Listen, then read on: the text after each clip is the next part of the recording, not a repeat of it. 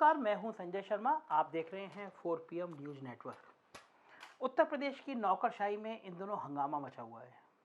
हंगामा इस बात को लेकर मचा हुआ है कि क्या चीफ सेक्रेटरी कंटिन्यू करेंगे या चीफ सेक्रेटरी को बदला जाएगा। और हंगामा इसलिए भी मचा हुआ है कि राजस्व परिषद के अध्यक्ष दीपक त्रिवेदी की मौत को काफ़ी समय हो गया है, मगर दीपक त्रिवेदी की जगह किसी को तैनात नहीं किया जा रहा है। बात कर रहे हैं हम चीफ सेक्रेटरी की। ये हंगामा क्यों शुरू हुआ और क्या कारण है। दरअसल उत्तर प्रदेश के मुख्य सचिव मुख्यमंत्री योगी आदित्यनाथ की पसंद के मुख्यमंत्री चीफ सेक्रेटरी नहीं थे। जिस समय उनका चयन हुआ, पहले उनको कार्यवाहक चीफ सेक्रेटरी बनाया गया और ये पहली बार ऐसा हुआ होगा, जहाँ तक मैं याद आ रहा है, कि इतने लंबे समय तक कोई कार्यवाहक चीफ सेक्रेटरी बना रहे और उसको परमानेंट ना किया जाए। एक दिन अचानक खबर आती है कि संजय अग्रवाल वापस आ सकते हैं और संजय अग्रवाल यूपी के चीफ सेक्रेटरी बन सकते हैं। संजय अग्रवाल उत्तर प्रदेश में वापस ना आए, इसके लिए एक यूपीसीएल का, आपको याद होगा, एक बड़ा घोटाला था। उसमें जानबूझ के उनको फंसाने की कोशिश की गई थी, मगर पीएमओ तक मामला पहुंचा और पता चला कि संजय अग्रवाल की उसमें भूमिका नहीं थी, साइन उनके फर्जी तरीके से किए गए थे। तो जिस दिन ये बात पता चली कि संजय अग्रवाल वापस आ सकते हैं, हड़बड़ी मची और ये सब समझ गए थे कि अगर संजय अग्रवाल उत्तर प्रदेश के चीफ सेक्रेटरी बन गए तो किसी की चलने वाली नहीं है। बहुत बोल्ड अफसर हैं और किसी की सुनेंगे नहीं, काम में बहुत परफेक्ट हैं, तो किसी को मौका नहीं मिल पाएगा। तो तरह तरह के धंधे होते हैं चीफ सेक्रेटरी की पद पर। हर आदमी चाहता है कि यू सूबे की जो सबसे बड़ी कुर्सी है आईएएस एसोसिएशन की, वो उसको मिले। तो ये हुआ कि अगर संजय अग्रवाल आएंगे परेशानी होगी, तो आर के तिवारी को ही कंटिन्यू कर दिया जाए। तो पहली बड़ी बात तो ये कि आर के तिवारी मुख्यमंत्री की बहुत ज़्यादा पसंद नहीं थे। फिर नौकरशाही में बहुत किस्से ये प्रचलन हो गए कि आर के तिवारी जी को मुख्यमंत्री मीटिंग में भी भाव नहीं देते हैं।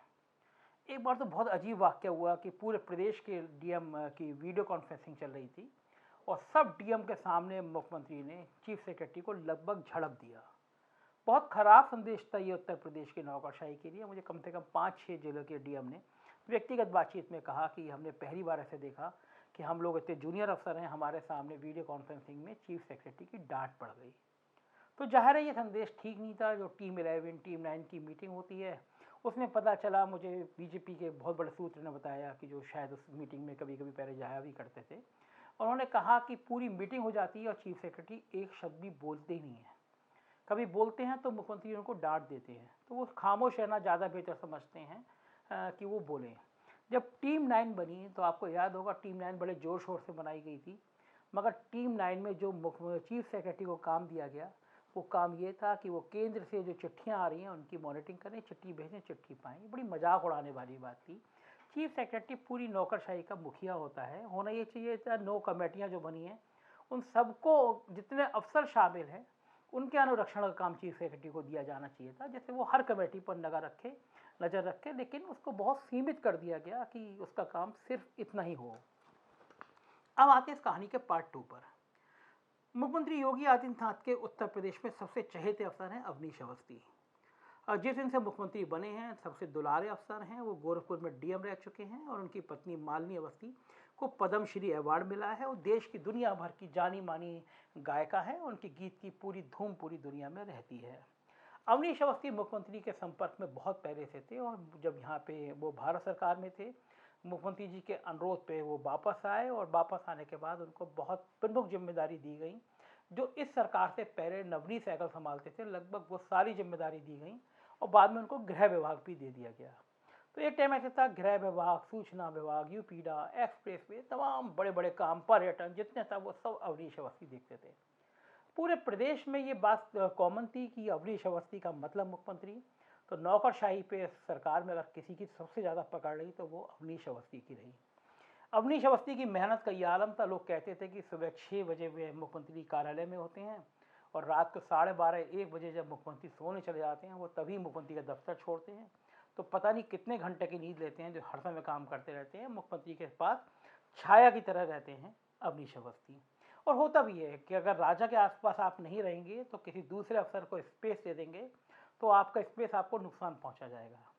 मुख्यमंत्री के इतने करीब रहने पे अवनीश अवस्थी की दुश्मनी ब्यूरोक्रेट में भी बढ़ने लगी, पॉलिटिकल खेमे में भी बढ़ने लगी और बाकी जगह भी बढ़ने लगी कि आखिर ये अफसर मुख्यमंत्री के इतने करीब क्यों हैं। उनके खिलाफ भी गुट बनने लगे और तरह तरह की शिकायतें उनकी भी होने लगी।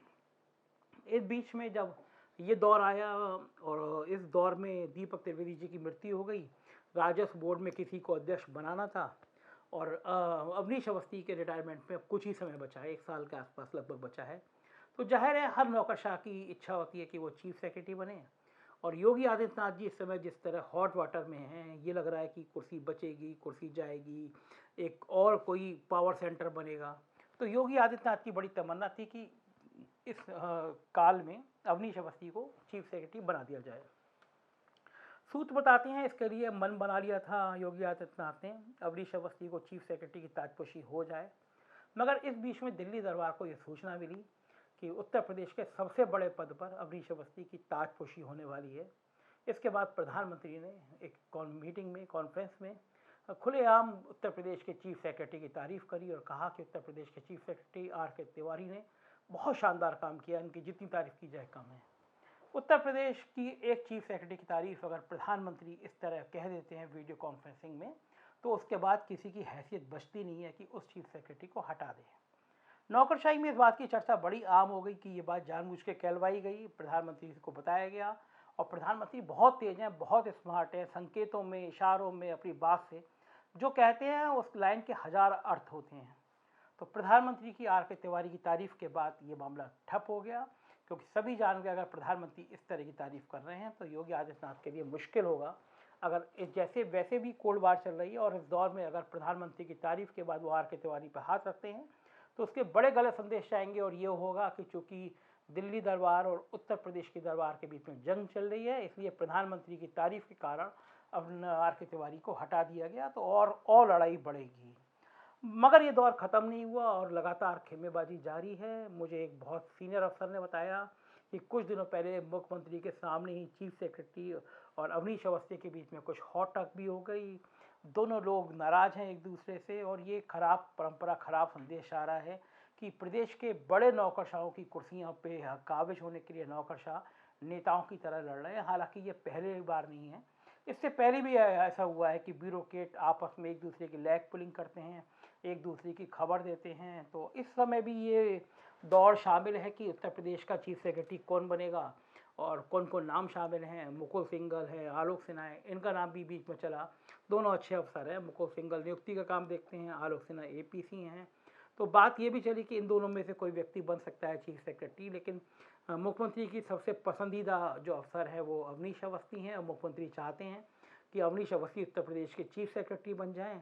लेकिन ये मजबूरी है, आप हालात देखें कितनी मजबूरी है कि आप स्टेट के चीफ मिनिस्टर हैं, आपका मन भी है कि अपने व्यक्ति को आप चीफ सेक्रेटरी बना दें, मगर इतनी बुरी तरह उलझी हुई है राजनीति, शतरंज इतनी बुरी तरह उलझी हुई है कि इतना आसान नहीं रहता।